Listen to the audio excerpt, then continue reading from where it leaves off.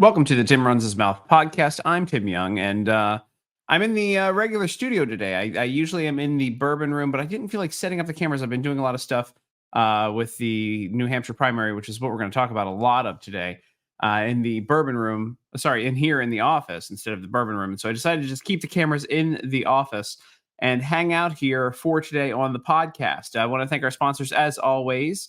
Cigarsdirect.com, cigarsdirect.com. If you want to go and get all of your cigars that you could possibly want, from high end and rare to your everyday smokes, and also all the things that you would need to smoke cigars, including your lighters, your cutters, your humidors, everything you could possibly want if you're collecting cigars. If you're just an everyday smoker, like I said earlier, cigarsdirect.com, that is the place to be. All right, so let's get into everything today here on the podcast. I want to talk about the results, the current results as of right now of the New Hampshire primary. Now, Trump, by the way, over 300,000 people turned out to vote, which is pretty awesome, by the way, and pretty crazy for a Republican primary. Trump winning by, as of right now, as I record this, 98% reporting. Who knows what the other 2% is? Maybe, I don't know if they do absentee or whatever you want to call it. But Trump winning this by 11%, which is fine. I don't think that's bad. But when you really take a look at the numbers, I think Trump won by 30%. And I have good reason, and I think a lot of people have good reason to believe why Trump won this by 30%. So if we want to take a look, I mean, you can see this right here before we get into too deep into the weeds. Trump, 54.3%. Nikki Haley at 43.3%. Then Ron DeSantis, of course, dropping out of the race. I'm surprised he didn't do better with people continuing to vote for him at 0.7%. I was actually surprised that he didn't get at least 5%, which I believe that's why he dropped out and endorsed Trump, was because his numbers weren't looking good in the New Hampshire primary. So he got 0.7%. Chris Christie still getting votes. Vivek Ramaswamy still getting votes. Mike Pence still getting votes. Here's the guy that I just can't get enough of. And if you've been watching the podcast, you know this. Ryan Binkley getting 0.1%. 309 people. God bless them. Voting for Ryan Binkley. And then I don't know if this pops up on this page or not. Mary Maxwell. There's old Mary Maxwell. Is that her? Huh. Mary Maxwell, who I'm also amused by here, getting 276 votes. Let me see if we can just blow up a picture of her. Is that Mary Maxwell there? There she is. Mary Maxwell. Who even knows? Was she a golfer? I knew nothing about her. Who is Mary Maxwell? Here we go. Wife of Charles Stewart, Mary Maxwell Gates' mother. That's not the mother of Bill Gates, is it? No way. That's not her. Who are the candidates? Let's just go into this. Why not? Well, no, there we go. Dropped out. She's not listed. So the New York Times doesn't even recognize this Mary Maxwell. Who knows? Maybe she's the dark horse in all of this. I keep thinking it's Ryan Binkley is the dark horse who got a whopping 309 votes again in that primary in New Hampshire. But here's the thing. I don't think that this primary was all that accurate. Trump won by 11%. What was it, 54 to 43? I don't think it's accurate, and I'll tell you why it's not accurate.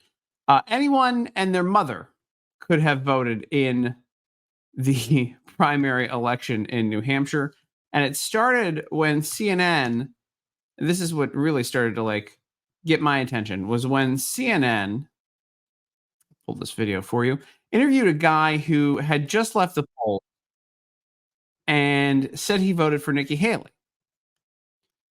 This is an interesting interview. Check this one out. Nikki Haley. And why did you vote for Nikki Haley? It's a vote against Trump. I think it would be better to have her against Biden in the elections than it would be Trump and her.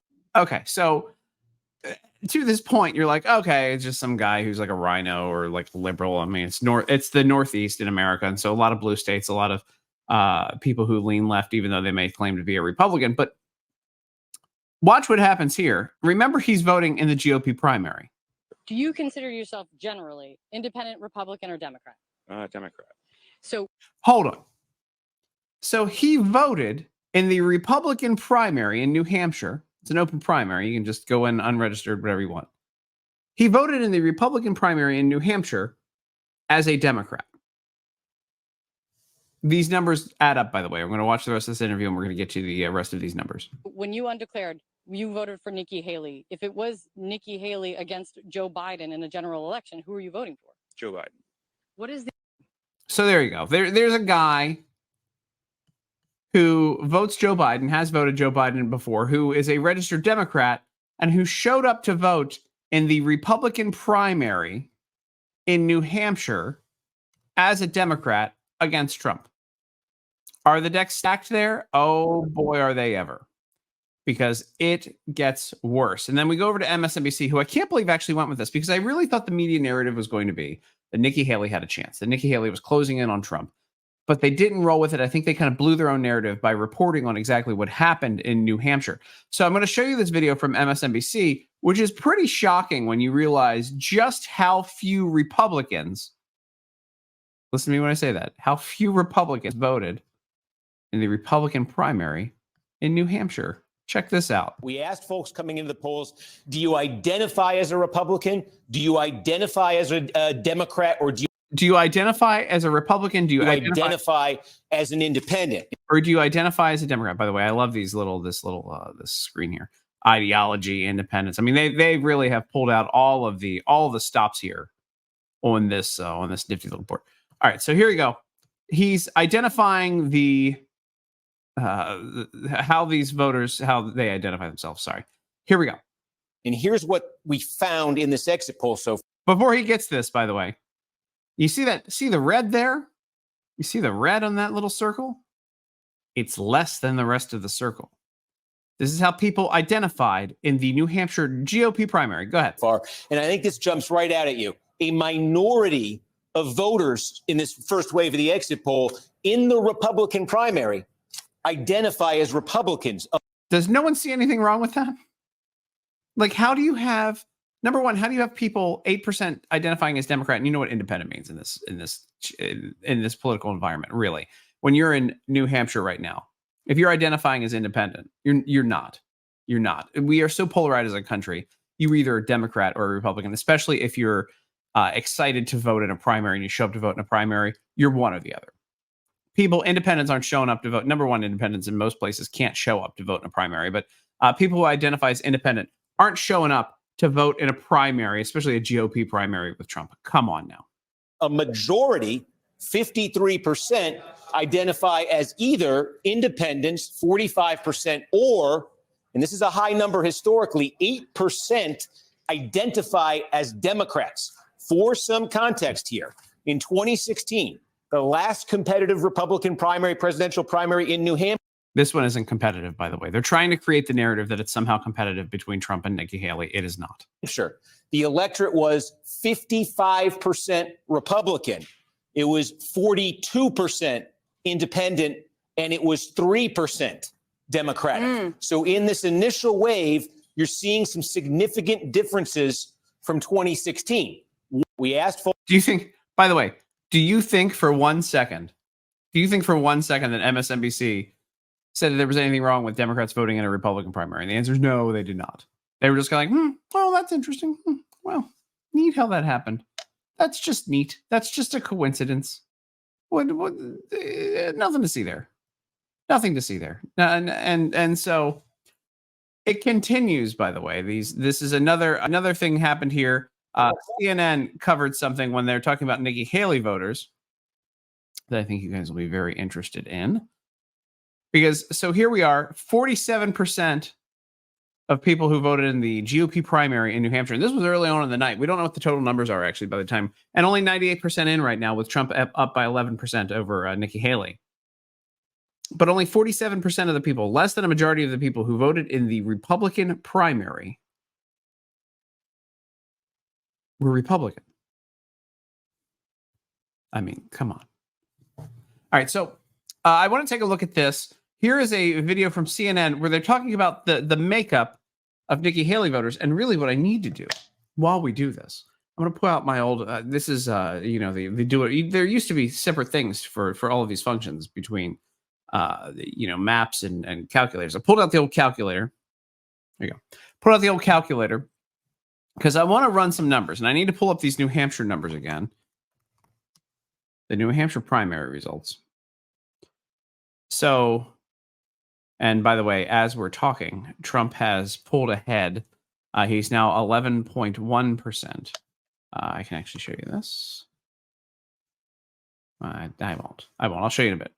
After I show you this video, I will show you that Trump has pulled ahead while we were taping. Actually, it went from 98 to 99% counted in New Hampshire. So, all right. So here's this video, and this is incredibly telling of what happened in New Hampshire in this primary. Here, take a look at the numbers. Among Trump voters, 70% of them, according to our exit polls, are registered Republicans.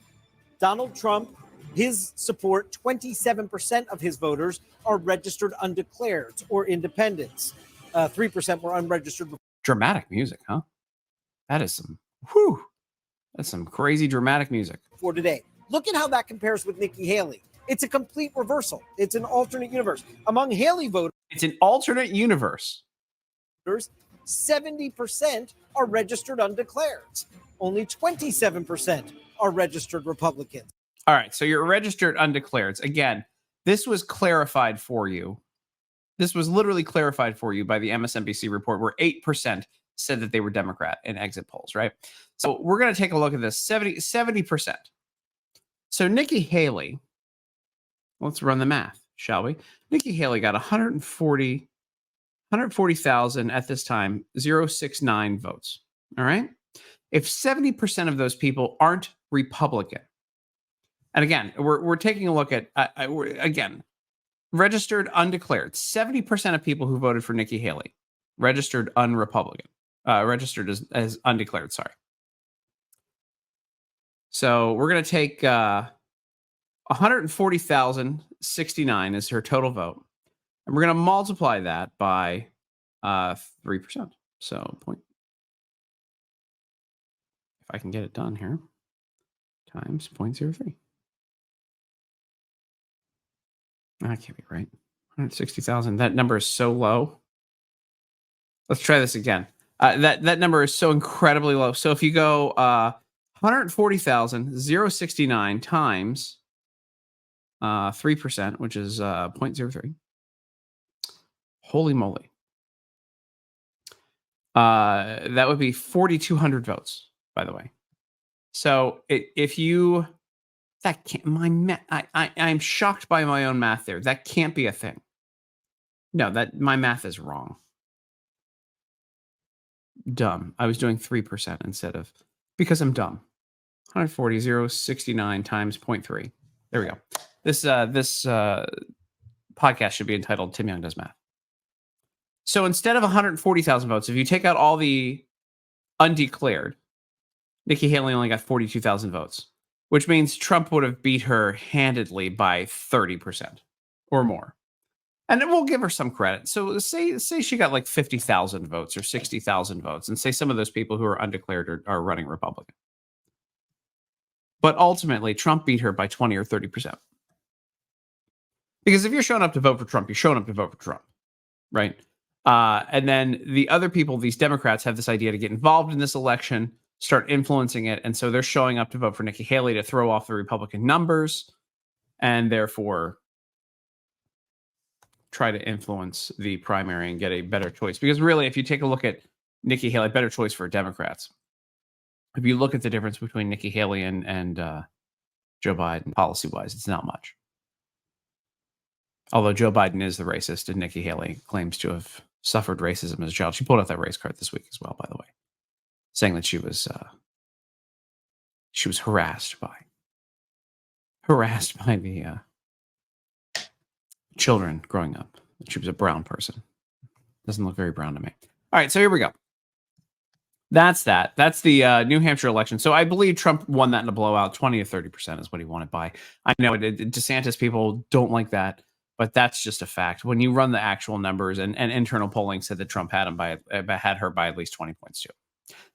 Speaking of elections, did you know that if you joke about the election not being real or the result of an election, it's okay if you're a Democrat, but not if you're a Republican? I kind of figured that, but here's Peter Doocy asking about the other day when Joe Biden gave a speech. he denied the results of the Virginia gubernatorial race a couple of years ago by acknowledging the candidate who lost, the Democrat who lost, instead of the current governor of Virginia. This is Peter Doocy talking to KJP about that.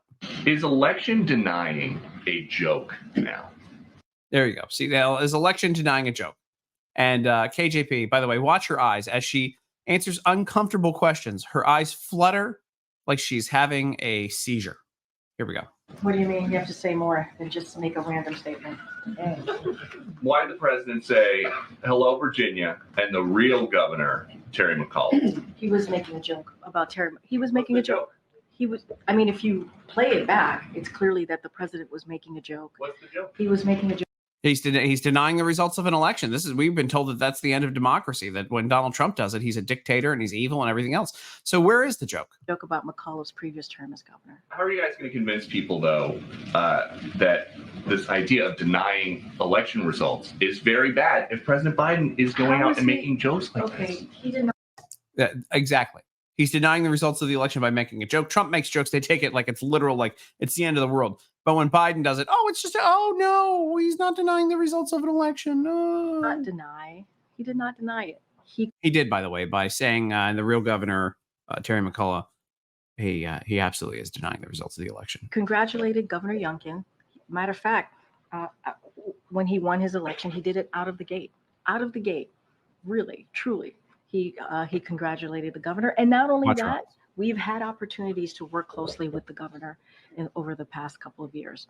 And, this is a president that works across the aisle. We've seen that many times. And he was. That's a liar's twitch, by the way. That's a total liar's twitch. I'd love to play poker against her because she can't win. She has no poker face whatsoever. And of course, the media won't run with it. Speaking of the media, I think this is interesting. Taylor Lorenz, I know some of you may not know who the hell that is, and I don't blame you for not knowing who the hell that is, complaining because this week, Sports Illustrated announced that they are laying off people. Turns out that the trans Sports Illustrated covers, the Martha Stewart elderly Sports Illustrated covers, the fat Sports Illustrated covers, all the Sports Illustrated covers that aren't hot babes, what they used to sell all the time, aren't doing well. They aren't cutting it. The wokeness isn't cutting it. And apparently they've also been busted using AI to write articles. So it's not cutting it anymore.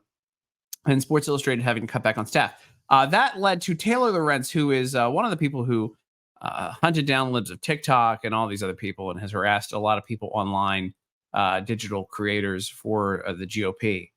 That has sent her into a downward spiral. Here she is, by the way. We don't know how old she is. A lot of people think that she's late 40s and older than me.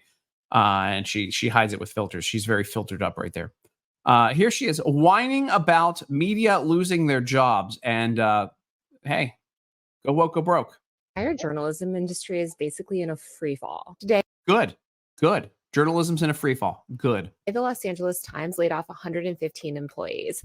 Oh, no, the Los Angeles Times? 115 employees gone. But that's not the end, by the way. All these people, look, nobody's reading their garbage anymore. Nobody trusts them anymore. They are just propagandists for the Biden administration and Democrats. So why would you believe it? Why would you believe liars when your own eyes and your own wallets are telling you a different story than what they're trying to push as a narrative? Keep going. They wiped out their entire DC bureau in an election year. They laid off pretty much all of their sports teams. They killed their entire tech and business section. They laid off breaking news writers, social media editors. The list goes on. By the way, all of these people are worthless and can't find another job. That's really one of the major issues here, is that a lot of these members of the media are completely worthless, other than in the circle jerks of their jobs, the little bubble that they're in. They have no way of making money outside of this. And it's showing even more when they go into PR and things like that. They can't push stories. They can't create stories. They are literally just there to write propaganda, watch television, and write what they're watching on television. That's what I noticed that. I mean, even in conservative media, a lot of people just watch television and write about what they saw on television all day long. So you're better off just being on X or Twitter or Instagram and just seeing the videos as they come through. Here we go. But what's really dark is this is just the latest in months and months and months of layoffs in the media industry. In fact, tens of thousands of journalists have been laid off in the past year. Oh, I'm supposed to feel bad for them? I don't. Major media companies like BuzzFeed News have completely shuttered their news operations. Because they sucked and nobody wanted to watch their stuff anymore. because they were creating BS documentaries. It was like 1 out of every 100 of their documentaries was worth watching. Everything else was like super liberal, crazy stuff that nobody cared about. You create news that actually, well, number one, if you create something that actually tells the news and tells the truth, maybe people will watch.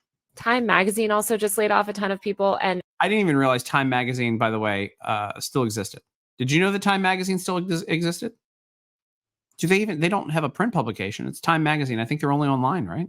Oh, Sports Illustrated basically shut down last week. Yeah, I mean, Sports Illustrated, again, this is what spurred all of this, I believe, is Sports Illustrated shut down because nobody wants woke garbage. They want to see their stupid sports, whether or not they're rigged, by the way. That's a whole nother conversation. But people want to see their sports, and they don't want to have woke nonsense in it. They want an escape. They want an absolute escape from the world. They want an escape from the politics of today, and they want to be able to watch sports without that interference of garbage, nonsense wokes. So no wonder Sports Illustrated shut down. Also, why would you go to a static publication when sports, you want to see highlights? Pretty much the entire digital media ecosystem that myself and a lot of other millennial journalists came up in has been completely hollowed out. And it's Good. I'm glad it has. And you need to lose your job too. It's not just digital media sites. Local news has been obliterated. The newspaper industry. Actually, that's not true. Local news is still doing pretty well because people still buy newspapers to see their kids' faces in newspapers. Industry is cratering. Radio is essentially dead aside from NPR, which has been She doesn't want to acknowledge that conservative radio is still doing pretty well too. Gutted. Meanwhile, hundreds of workers at Condé Nast, the parent company of pretty much every major magazine from GQ to Vogue to The New Yorker to Vanity Fair, are on strike because they're also facing impending layoffs. Hold on, if you're facing impending layoffs, I think I'm no labor expert. Okay, obviously I'm not. I don't work for other people. I work for myself and maybe my fiance, if you really look at it. But if you're facing impending layoffs, I think the last thing you want to do is go on strike, right? Because if you go on strike, you're just saying, hey, get rid of me. I don't want to be here anyway. I just think that's a mistake. Again, I'm no labor expert, but I think a lot of these labor unions that have been taking money from these people and not representing them properly or even shouldn't exist are giving them some pretty bad advice. The labor unions don't care as long as they keep making their money. So if you're about to lose your job and somebody tells you that you should go on strike, I just think that's a big mistake, don't you? Seems like a mistake. Oh, Taylor. Even mainstream national media outlets owned by billionaires like the Washington Post, where I work, and the Atlantic, where I used to work, have done layoffs. Yeah, because nobody's reading your garbage. If you're a young journalist today, there's almost no on-ramp to traditional journalism. Even if you do get a job, journalists' salaries have been stagnant and even declined. And by the way, we don't make that much to begin with. She's making well into six figures from every report that I've ever seen. I think she's making well above six figures. So when you say we don't make that much to begin with, that's another BS thing. Total BS. Oh, well, traditional media can shove it. Hey, if you want to present real news, if you want to be honest, maybe people would pay attention to you, but you haven't.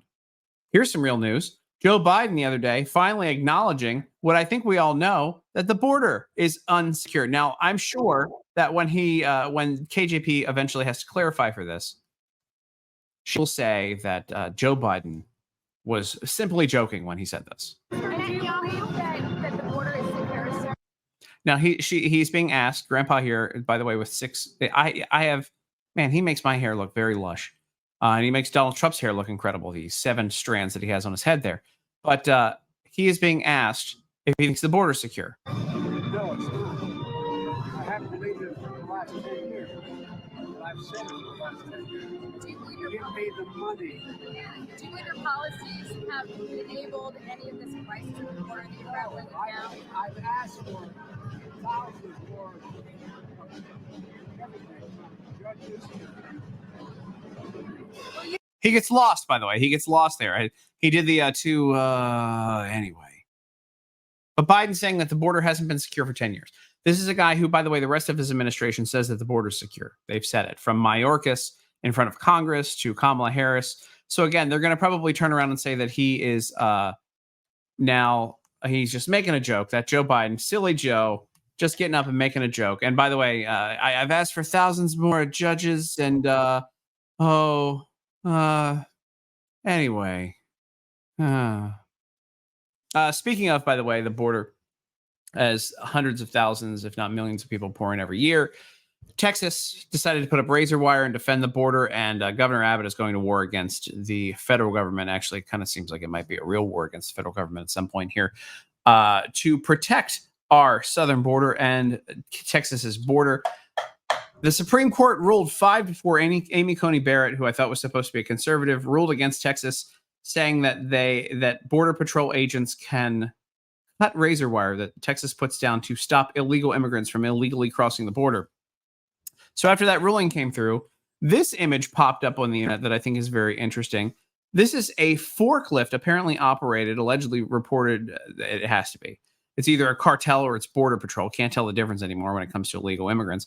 But this is a video, and I'm just going to show you the static image. And it makes no sense to show you the video of a forklift lifting up the razor wire on the border for a line of illegal immigrants to come through. I think I should animate that for you so you can see how big this line is. I mean, look at this. There's a forklift holding up razor wire for people to illegally cross the border. Unbelievable. And this is aiding and abetting. I mean, again, my question to you is this. If you're supposed to enforce the border and you took an oath of office and you took an oath to do your job and protect the United States as a Border Patrol agent, if you're actually cutting razor wire, if you're aiding and abetting these criminals entering the country, shouldn't you also be arrested? I think that's going to be a question that Greg Abbott is going to have to address here pretty soon, because I don't know how much longer this can go on. By the way, the other day, Peter Doocy, who's the only person who asks real questions at the White House, asked John Kirby, spokesperson for the White House, about what was going on the border and this razor wire. And his response was as ridiculous as you would think it is. Here's John Kirby responding about the Supreme Court ruling. Here we go. Why are you guys making it easier for people to enter the country illegally? Again, reasonable question from Peter Doocy. Get ready for the unreasonable answer.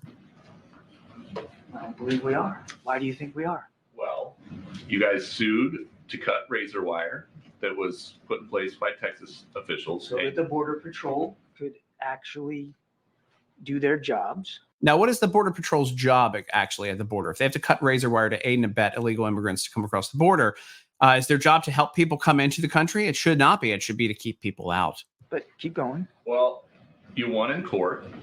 So now what? The Border Patrol Union president is saying the Supreme Court's decision is going to undoubtedly encourage more illegal immigration.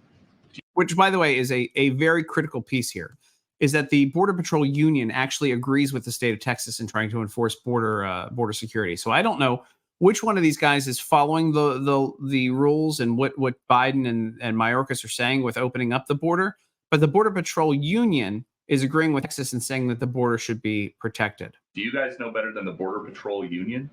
The Border Patrol needed access, and that's why we sued to get rid of that razor wire, so that what access did they need? They could do their jobs.